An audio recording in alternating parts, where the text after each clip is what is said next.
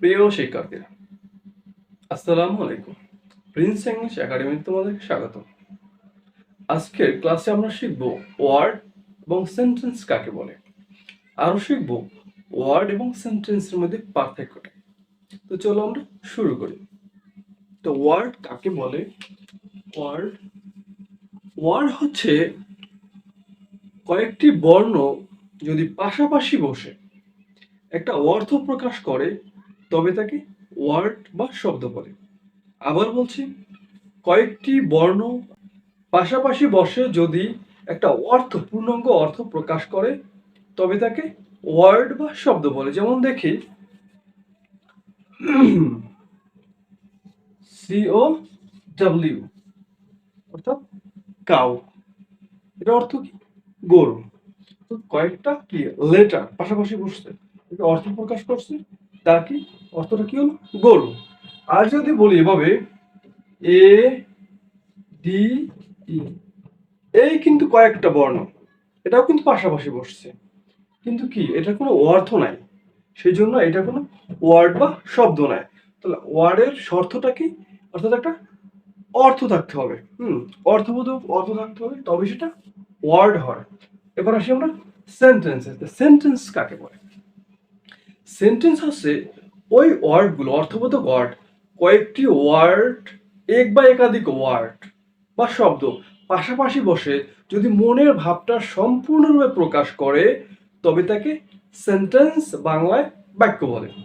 আবার বলছি, অর্থাৎ এক বা একাধিক শব্দ পাশাপাশি বসে যদি মনের ভাব সম্পূর্ণরূপে প্রকাশ করে, তবে তাকে সেন্টেন্স বা বাক্য বলে। তাহলে এখানে বললাম কিন্তু এক বা একাধিক শব্দ, তো যদি একটা শব্দেও মনের ভাবটা সম্পূর্ণরূপে প্রকাশ করতে পারে, তবে সেটাও কিন্তু বাক্য। যেমন দেখো, স্টপ। স্টপ অর্থাৎ কি? আমি তাকে বলছি যে স্টপ, মানে তাকে থামতে বলছি, সে আমার মনের ভাবটা কিন্তু সে প্রকাশ করতে পেরেছি, এবং সেও কিন্তু বুঝতে পারছে তাকে থামতে বলা হয়েছে একটা শব্দের মাধ্যমে। সুতরাং এটাও কিন্তু একটা সেন্টেন্স। আবার যদি বলি, আই ডু দ্য ওয়ার্ক, আমি কাজটি করি, এটাও কিন্তু এক বা একাধিক শব্দ পাশাপাশি বসছে এবং একটা মনের ভাবটা প্রকাশ করছে, এটাও কিন্তু একটা সেন্টেন্স। এবার আসি আমরা শব্দ এবং বাক্য, অর্থাৎ ওয়ার্ড এবং সেন্টেন্সের মধ্যে পার্থক্যটা খুঁজে বের করি। তো দেখো, প্রথমে আমরা কি লিখছিলাম? একটা ওয়ার্ড কাউ। কাউটা কি? একটা গরু, একটা গরুর নাম, অর্থাৎ একটা অর্থবোধক শব্দ। এটা দ্বারা কিন্তু আমার মনের ভাবটা সম্পূর্ণ প্রকাশ করে নাই, কাউ। কিন্তু যখন আমি বলবো যে I I am teaching, teaching English, আমি ইংলিশ শেখাচ্ছি, তখন কিন্তু কি একটা মনের ভাবটা সম্পূর্ণ প্রকাশ করছে যে আমি ইংলিশ শেখাচ্ছি।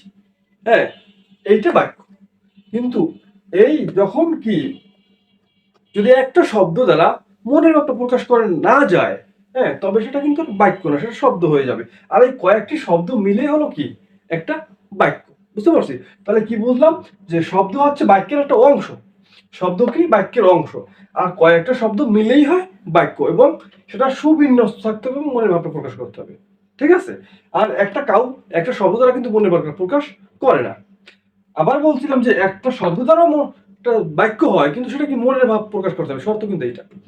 এই ছিল বন্ধু আজকের ক্লাস, ওয়ার্ড মানে ওয়ার্ড এবং সেন্টেন্স কাকে বলে এবং এর পার্থক্য। আশা করি তোমরা বুঝতে পেরেছো। তো ঠিক আছে, দেখা হবে আবার অন্য কোনো ক্লাসে। ভালো থাকবে।